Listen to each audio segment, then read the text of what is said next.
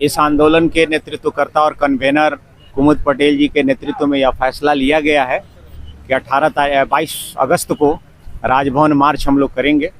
वीर Kunwar Singh park से हम लोग निकलेंगे और बिहार के तमाम विश्वविद्यालय, मगध विश्वविद्यालय, वीर कुंवर सिंह विश्वविद्यालय, पाटलिपुत्रा, पटना, मधेपुरा, बीएन मंडल, पूर्णिया, मुंगेर, ये जितने विश्वविद्यालय हैं बिहार के, सभी विश्वविद्यालयों से LNMU, दरभंगा, बिहार यूनिवर्सिटी, ये जितने विश्वविद्यालय, JP यूनिवर्सिटी, जितने विश्वविद्यालय, सभी विश्वविद्यालयों से शोधार्थी, PhD होल्डर्स, अतिथि शिक्षक, यहाँ तक इस आंदोलन में जान लीजिए कि शिक्षक भी आने को तैयार। 18 दिन अनशन का हो गया, अभी तक सरकार से कुछ आश्वासन आया है कि नहीं आया? ये सरकार से कोई आश्वासन नहीं आया है और सरकार से आश्वासन के बेस पर हम बात भी शुरू से नहीं कर रहे हैं हम लोग। और इस आंदोलन के नेतृत्वकर्ता और कन्वेनर कुमुद पटेल जी के नेतृत्व में यह फैसला लिया गया है कि 22 अगस्त को राजभवन मार्च हम लोग करेंगे। वीर कुंवर सिंह पार्क से हम लोग निकलेंगे और बिहार के तमाम विश्वविद्यालय, मगध विश्वविद्यालय, वीर कुंवर सिंह विश्वविद्यालय, पाटलिपुत्रा, पटना, मधेपुरा, BN मंडल, पूर्णिया, मुंगेर, ये जितने विश्वविद्यालय हैं बिहार के, सभी विश्वविद्यालयों से LNMU, दरभंगा, बिहार यूनिवर्सिटी, ये जितने विश्वविद्यालय, JP यूनिवर्सिटी, जितने विश्वविद्यालय, सभी विश्वविद्यालयों से शोधार्थी, PhD होल्डर्स, अतिथि शिक्षक, यहाँ तक इस आंदोलन में जान लीजिए कि शिक्षक भी आने को तैयार है। जो परमानेंट शिक्षकों की स्वायत्ता के मुद्दा को जब हमने उठाया है, अतिथि शिक्षकों के मुद्दे को उठाया है, रिसर्चर के मुद्दे को उठाया और PhD होल्डर्स के मुद्दे को उठाया है, डोमिसाइल नीति की बात करी है और हमने बेड के भी मुद्दे को उठा दिया है, ताकि शोधार्थियों में एक था कि बेड का, तो बेड के मुद्दे को भी हमने उठा दिया है और शोधार्थियों को कंफर्म किया है कि इस नियम का कोई गारंटी नहीं है कि नियम रहेगा, हो सकता है अगले आने वाले समय बदल जाए। तो उनके मन में विश्वास जगा है कि नहीं, ये जो लड़ाई लड़ी जा रही है कुमुद पटेल के नेतृत्व में, वो बिहार के लिए लड़ी जा रही है, बिहार के शिक्षा व्यवस्था के लिए। तो सभी से आग्रह है, सबसे अपील है कि कल 10 से 11 के बीच में, 10 बजे से 11 बीच में वीर Kunwar Singh park R block आए, बड़ी से बड़ी संख्या में आए और आकर के अपने हक के लिए, इस देश के संप्रभुता के लिए, देश के संविधान को बचाते हुए, अनुशासन कायम रखते हुए, अपनी मांगों पर, हमारा लड़ाई व्यक्तिगत नहीं है, ये लड़ाई जो है हमारी मांगों की लड़ाई है, हमारे डिमांड्स की लड़ाई है। सरकार से जो हम डिमांड कर रहे हैं, शिक्षा व्यवस्था, उच्च शिक्षा व्यवस्था को जो सुधारने की बात कर रहे हैं, इस पर हमारी लड़ाई। और सभी से आग्रह है कि इस लड़ाई को, इस आमरण अनशन को जाया न जाने दें और आमरण अनशन के सफलीभूत में इस जो नियमावली 2026 है उसको रद्द करते हुए टेबल 3A को लागू किया जाए, उम्र सीमा को 55 किया जाए, अतिथि शिक्षकों का सेवा समंजन किया जाए, बिहार में डोमिसाइल नीति को लागू किया जाए, बिहार के विश्वविद्यालय के स्वायत्ता के हनन से बचाया जाए, बिहार में सहायक प्राध्यापक बहाली से पहले बेड का आयोजन कराया जाए। इन सारे मुद्दों पर हमारा कल जो है लोक भवन का घेराव है।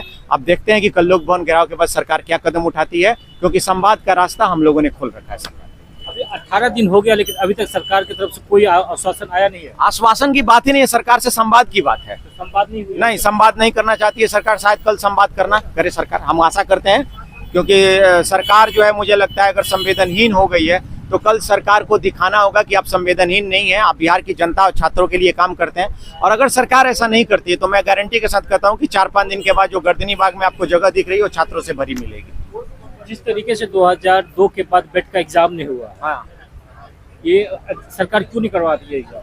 देखिए, सरकार, आप जान लीजिए कि बिहार में जितनी बार असिस्टेंट प्रोफेसर की बहाली हुई है उतनी बार नियमावली बदल दिया गया है।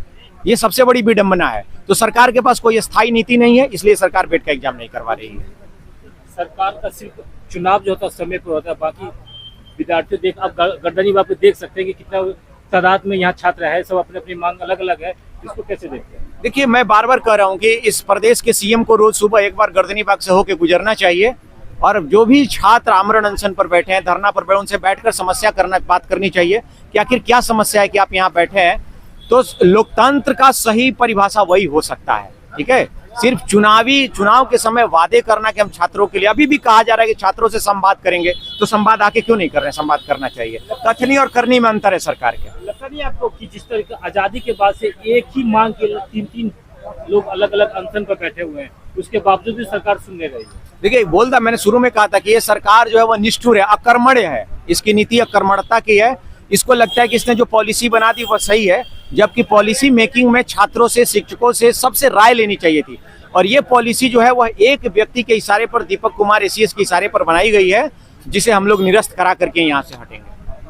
कल का जो आप 22 तारीख को मार्च करेंगे, इसके लिए क्या आप छात्रों से अपील करते हैं? छात्रों से अपील है कि बड़ी से बड़ी संख्या में आए, क्योंकि ये लड़ाई सिर्फ कुमुद पटेल की नहीं है, बल्कि ये लड़ाई बिहार के लाखों छात्रों की लड़ाई है। मैं उनसे- राजभवन से पहले अगर पुलिस रोक लेती है तो क्या कीजिएगा? अगर राजभवन से पहले पढ़ने का, अगर वो लाठी चार्ज करती है तो उसकी लाठी हम खाएंगे, अगर वो गोली चलाती है तो हम उसकी गोली भी खाएंगे, और अगर संवाद करना चाहती है तो हम संवाद जिस करेंगे। तरीके से आप लोग शिक्षा मंत्री का पुतला भी दहन किए थे यहीं गर्दनीबाग में, गर्दनीबाग का चारों दरवाजा बंद कर दिया था, इसको कैसे कहें? वो तो हम सरकार को अल्टीमेटम दे रहे थे, लेकिन अब अल्टीमेटम का समय समाप्त हो चुका है। अब कल जंग की तैयारी है। कल पूछ के एकदम पूरा राजभवन की कुछ करेंगे। हाँ, कोशिश रहेगी कि राजभवन तक हमारा एक भी संदेश पहुंचे, झंडा लेकर तो जरूर पहुंचे। जी धन्यवाद। तो ये थे छात्र नेता और इनका कहना है कि हम कल राजभवन जाएंगे और छात्रों से अपील किए हैं कि आइए बड़ी से बड़ी संख्या में और राजभवन चलते हैं। आप देखते रहिए यूथ जागरण। धन्यवाद।